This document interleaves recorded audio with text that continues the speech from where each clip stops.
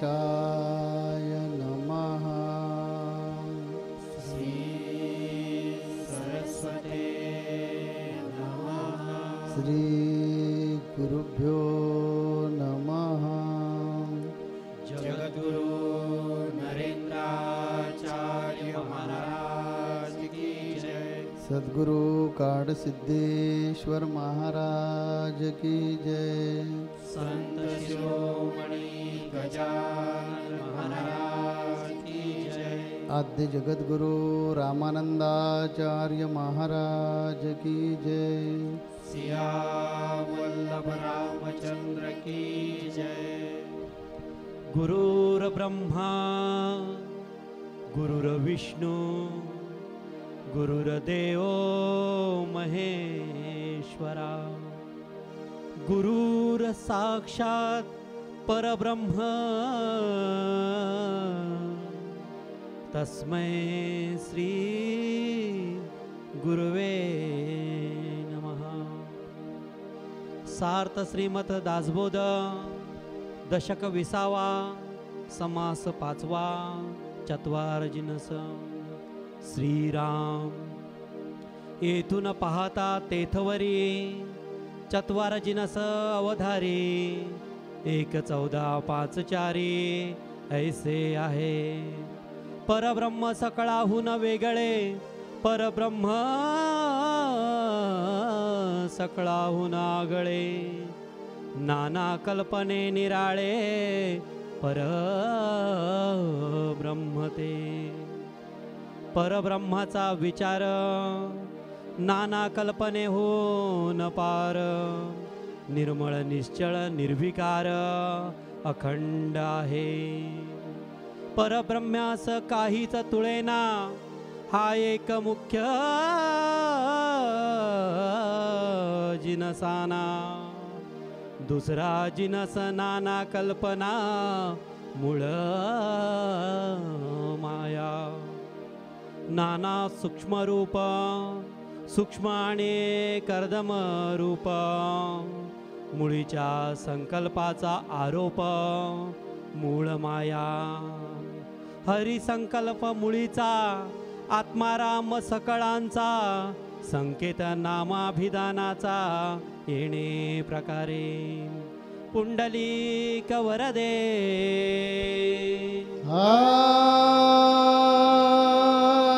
हरी विठ्ठल। श्री ज्ञानदेव तुकाराम पंढरीनाथ महाराज की जय। जगद्गुरु नरेंद्राचार्य महाराज की जय। परम वंदनीय नित्य स्मरणीय जगद्गुरु स्वामी नरेंद्राचार्य महाराज जी के पावन चरण कमलों को वंदन करते हुए सत्संग में उपस्थित सभी भाई और बहनों को मेरा सांप्रदायिक श्री गुरुदेव। साथियों, आज ग्रंथराज दासबोध के 195वें समास में हम पदार्पण कर रहे हैं। इसके पश्चात केवल 5 समास बचेंगे इस ग्रंथराज की समाप्ति पर।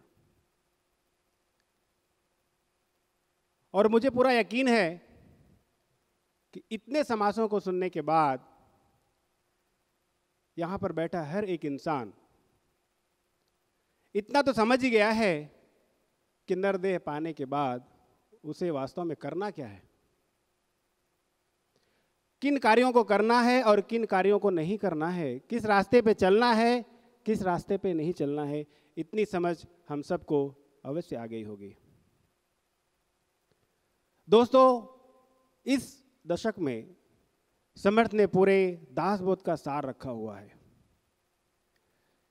इसलिए इन समासों को सुनना नहीं बल्कि उसको मनन करना अति आवश्यक है। सुनते तो आ रहे हैं हम 195 समासों को। अब वक्त आ गया है कि जब हम सबको अब उस पर चिंतन मनन करने की आवश्यकता है।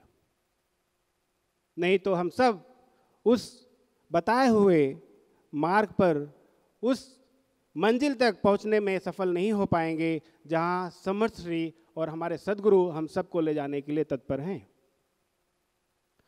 पिछले अध्याय में हमने सुना आत्मा निरूपण। विषय बहुत गूढ़ है, सुनने के लिए छोटा सा नाम है आत्मा, समझना उतना ही मुश्किल है। ये समझ पाना कि पूरा रचाया खेल उस आत्मा का है और जो कुछ भी हम करते हैं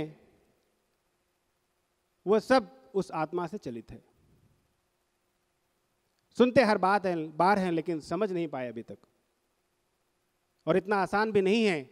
इसीलिए समझने के लिए जब हमारी देह बुद्धि वहां तक नहीं पहुंचे तब हम सबको समर्थ कहते हैं कि हमारे ब्रह्मज्ञानी सद्गुरु के पास जाना चाहिए। वही समझा सकते हैं उस गूढ़ विषय, उसकी गूढ़ता को। समर्थ भी यहाँ कहते हैं कि अगर नर देह पाया हुआ व्यक्ति जैसे हम लोग हैं सतत चिंतन और मनन करें इस बात का कि हम देह नहीं आत्मा हैं, उसको समझने की, पाने की, उससे संलग्नित होने की कोशिश करें लगातार। ऐसा नहीं कुछ समय समझे, समझने की कोशिश करे, सोचे, उसके बाद छोड़ दे। ये धुन हमें लगातार अजपा जाप, वो जो हमारे जगत गुरु जी ने हमें दिया है, वो जो हमें दीक्षा के समय मंत्र उन्होंने दिया है, वो इसलिए दिया है कि उस मंत्र के माध्यम से हम वहां तक पहुंच सकते हैं। हम ये जान सकते हैं कि वो कोई और नहीं, हम ही हैं। सोहम का अर्थ और तात्पर्य ही यही है। सद्गुरु ने हमें कई बार समझाया है। ये चीज स्वामी जी ने अपने एक अभंग में भी बार बार दोहराई है और हम सुनते भी हैं सत्संग में। साथियों, वो मैं यहाँ बताना चाहूँगा, लेकिन मूल बात जो मैं यहाँ कहना चाहूँगा आप सबसे, जिसमें हम सबको अब करना चाहिए, वह है एक चिंतन करने का समय आ चुका है। स्वामी जी कहते हैं, रातन दिन करिता होइल दर्शन, प्रत्यक्ष सगुण नरेंद्र बने। अगर आप रात दिन निरंतर ध्यान लगाने की कोशिश करो, ध्यान लगाओ और उसको ही जपो, तो ऐसा हो ही नहीं सकता कि आप उस सगुण का दर्शन आपको हो ही नहीं। दर्शन होने से कोई आपको रोक नहीं सकता। जरूरत है सिर्फ अपने आप को उस रास्ते पर ले जाने की, उस मोड़ में आने की जहां हमें संसार की कोई भी चीजें विचलित नहीं कर सके, और लगातार आपका ध्यान आपकी उस मंजिल तक पहुंचने में लगा रहे। आइए इस विषय पर चलते हैं जिसका नाम समर्थ ने 4 तत्व दिया है।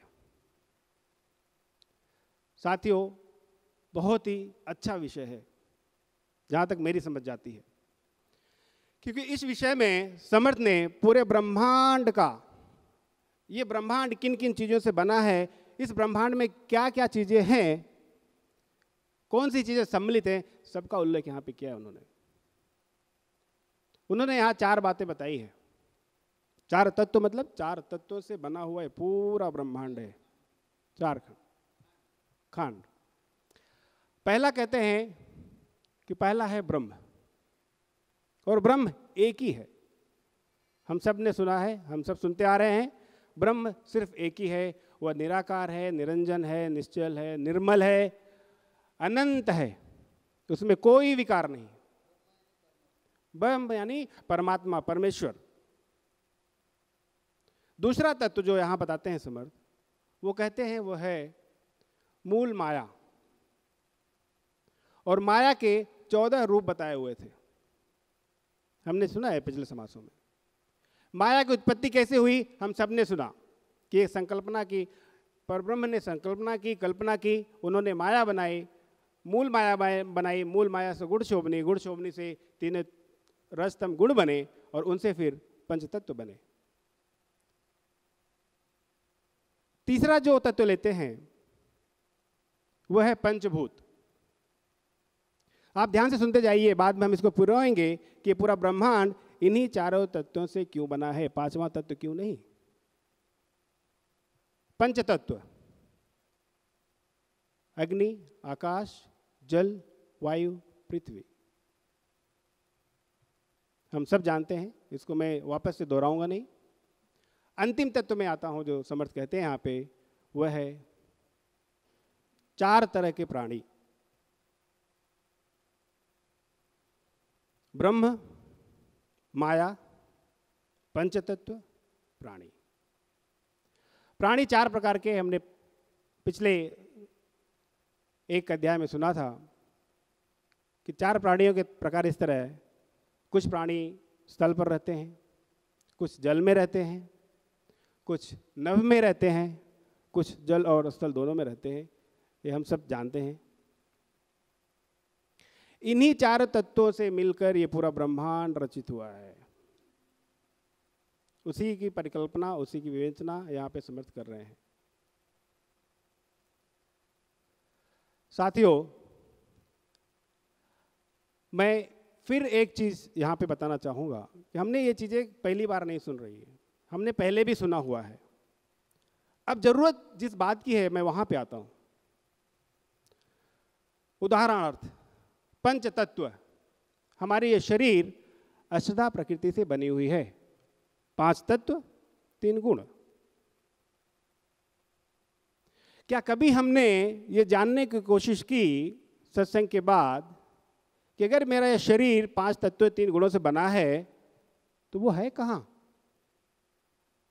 मैं क्यों नहीं समझ सकता उसको? मैं क्यों नहीं जान सकता कि 5 तत्व मेरे शरीर में कहाँ छुपे हुए हैं? और जहाँ तक मैं बैठकर कुछ छोटा मोटा अपनी बुद्धि के हिसाब से चिंतन कर रहा था, मुझे कुछ समझ आई जो मैं यहाँ बताना चाहूँगा। जगत गुरु से माफ़ी मांगूंगा अगर कुछ गलती होती है, लेकिन यहाँ मैं रखना चाहूँगा जरूर। तीनों गुण तो दिखते हैं। हमें गुस्सा आता है, क्रोध आता है, वो एक तमोगुण का लक्षण है। हम किसी पर अपना आधिपत्य जताने की कोशिश करते हैं, रजोगुण जैसा होता है वो। और हमें किसी पे दया आ जाती है, कभी कभी प्यार आ जाता है, वो एक सद्गुण का उदाहरण है। आते हैं पंच तत्व पर।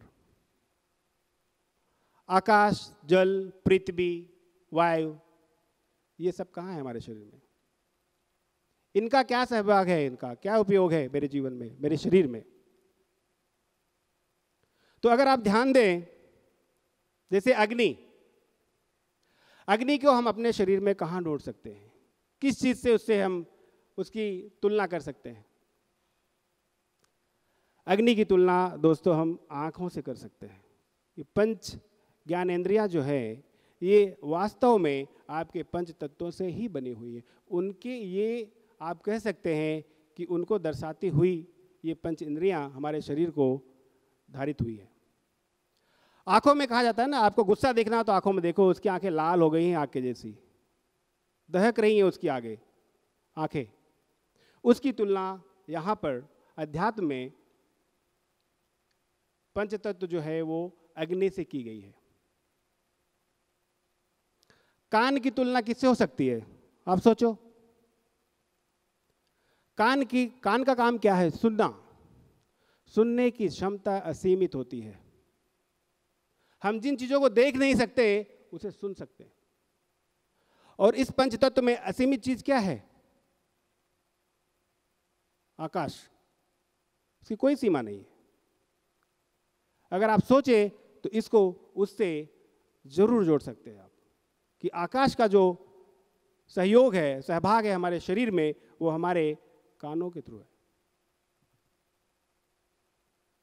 अगली जो इंद्री है, नाक। मुझे यकीन है आप लोग जरूर सोच रहे हैं, मैं खाली पंच इंद्रियों की बात कर रहा हूं, आप जरूर जोड़ रहे होंगे, हाँ इससे इसको जोड़ सकते हैं। ये पंचतत्व इस शरीर के अंग से जुड़ा हुआ है। नाक को हम किससे जोड़ सकते हैं? अगर आपको याद हो, गूगल आने के पहले, मैप आने के पहले, अगर आपको किसी से रास्ता पूछना है, भाई मुझे यहाँ जाना है, तो पुराने ज़माने में मुझे याद है गांव में कि मुझे यहाँ जाना, कैसे जाऊँ? तो सुना जाता था कि भाई अपने आप नाक के सीधे चले जाओ, उसके बाद दाहिने ले लो, पहुँच जाओगे। नाक के सीधे। ये तुलना हो रही है आपकी पृथ्वी से।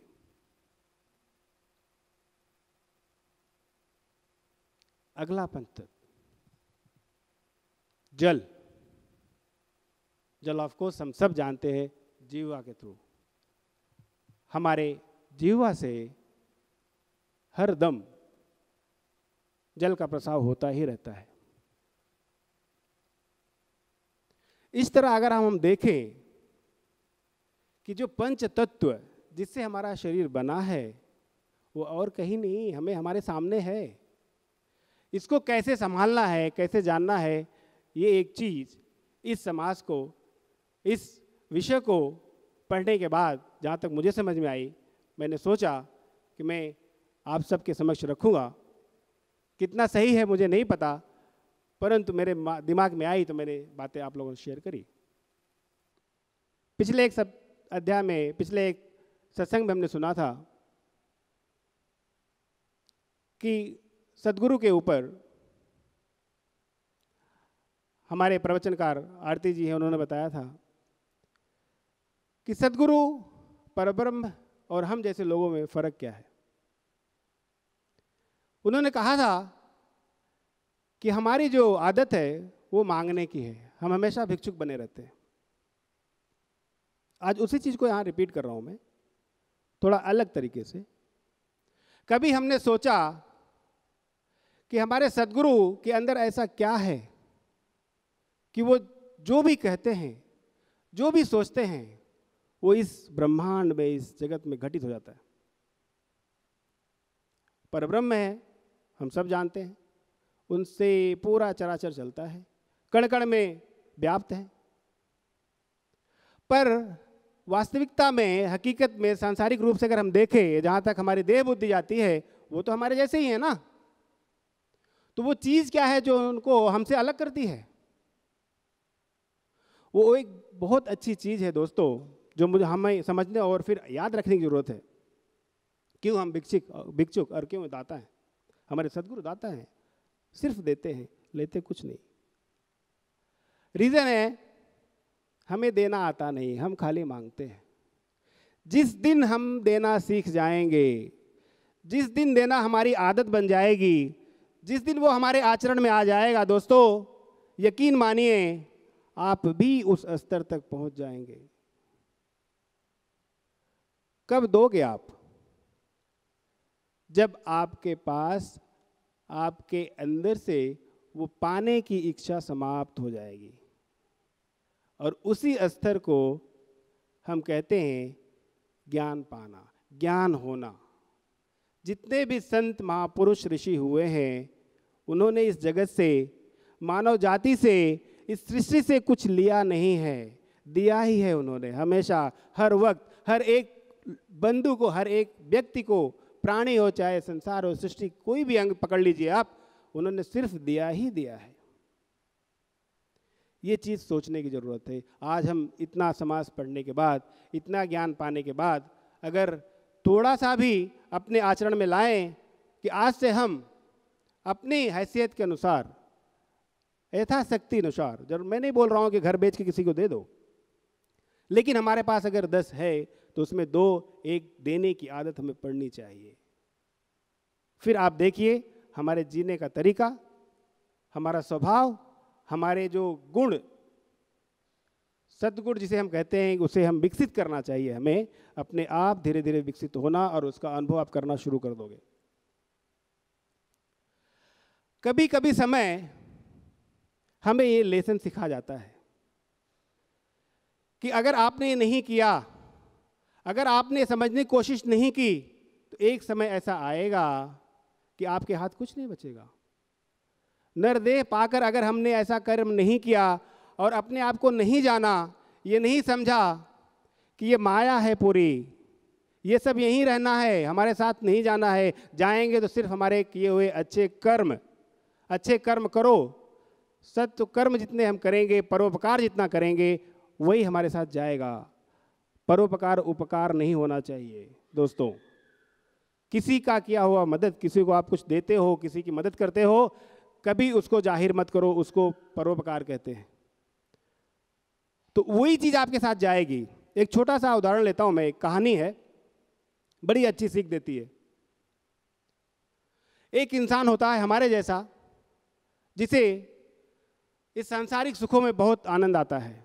वो संसार के हर सुख को पाने की कोशिश करता है और उसमें दिन रात मेहनत करता है, लगा रहता है उसमें, बहुत सारा धन कमाता है, बहुत बड़ा बंगला बनाता है वो, और उसके बंगले में उसने हर एक चीज़ विदेशों से मंगाई हुई लगाई होती है। दोस्तों ध्यान दो, उसने अपने स्वदेश की कुछ नहीं लगाई, मतलब इतना पैसा था उसके पास, इतनी चाहत थी उसको इस सांसारिक झलक से कि मुझे ऐसा कुछ बनाना है जो लोग देखें तो बोले अरे वाह इसका घर है।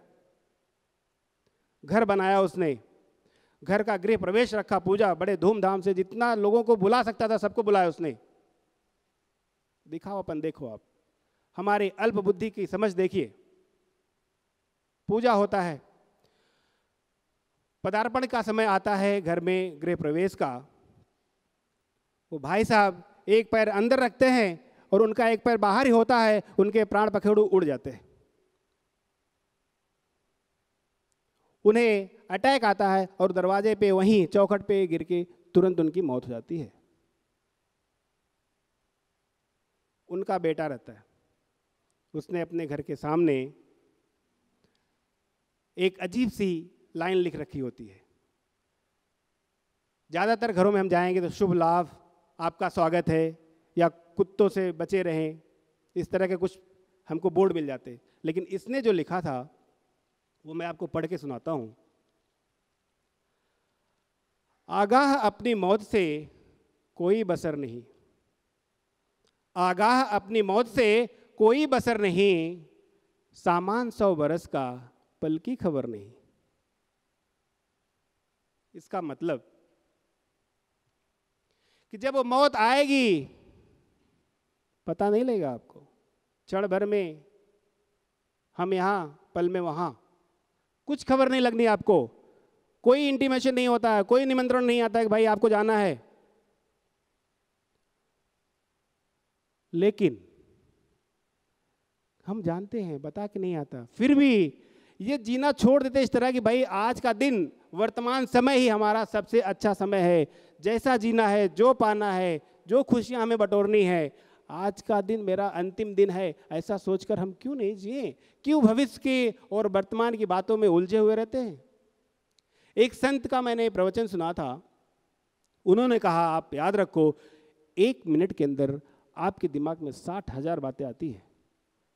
और उससे भी महत्वपूर्ण बात ये बताया उन्होंने कि 60,000 में से 99% जो विचार होते हैं आपके सब पुराने होते हैं, बीता हुआ या आने वाला। आपका 1%, और वो भी जो थोड़े समझदार होते हैं, उनका ही होता है कि आज मुझे क्या करना है, आज मुझे किस तरह जीना है, आज मेरा क्या शेड्यूल है। हम कल की चिंता में आज अपना गंवाए बैठे हैं। ये हमारी अज्ञानता नहीं तो और क्या है दोस्तों। और यही चीज़, यही सीख हम जब अपने सदगुरु के पास आते हैं, हमें समझाते हैं कि आप जो नरदेह मिला है इसको इस तरह जिए, जीने की आदत डालिए कि आप तो खुश रहें ही, दूसरों को भी खुश करें। आप जिए, दूसरों को जीने में मदद करें। आपने अपना अच्छा सब कर लिया, आपके सामने अगर कोई दुर्जन दिखता है जिसे मदद की जरूरत है, हम क्यों नहीं करें? सबसे अच्छी चीज, सबसे अच्छा गुण ये आत्म एज नरदेह जो हमें मिला है, इससे बड़ा नहीं हो सकता कि अगर आप किसी को जीने में मदद करें। हमारे सदगुरु का बचाया हुआ वचन, हमें इस पे आचरण करना चाहिए दोस्तों। किसी का हम बुरा नहीं सोचे कि मेरा अच्छा हुआ, मेरा ही होना चाहिए, दूसरे का नहीं होना चाहिए। मुझे अच्छी जॉब मिल गई, उसको नहीं मिलना चाहिए। जहां तक कोशिश करें आपको नौकरी, आपका धंधा अच्छा चले, लेकिन सामने वाला जो है उसकी भी मदद करे, वो भी आपके जैसा बन सके। यही सीख तो हम पाते हैं अपने सदगुरु से। तो मुझे यकीन है कि आज इस सत्संग से जाने के बाद हम सुनने के साथ साथ, मैं नहीं बोल रहा हूँ सुनना छोड़ दीजिए, अगर आप सुनेंगे नहीं तो आप मनन कब करेंगे, लेकिन ज़्यादातर जो हमारा समय अब जाए वो मनन चिंतन पर जाए, क्योंकि वही चीज़ अब हमें मजबूर करेगी हमें रास्ता दिखाएगी कि सत्संग में बताई हुई हर चीज़, हर वो सद्गुण हमें आचरण में कैसे लाना है और अपने जीवन को सार्थक करना है। दोस्तों, इन्हीं बातों के साथ मैं अपनी वाणी को विराम देता हूँ। श्री जगतगुरु नरेंद्राचार्य महाराज की जय। सद्गुरु काल सिद्धेश्वर महाराज की जय। संत शिरोमणि गजानन महाराज की जय। आदि जगत गुरु रामानंदाचार्य महाराज की जय। सिया वल्लभ रामचंद्र की जय।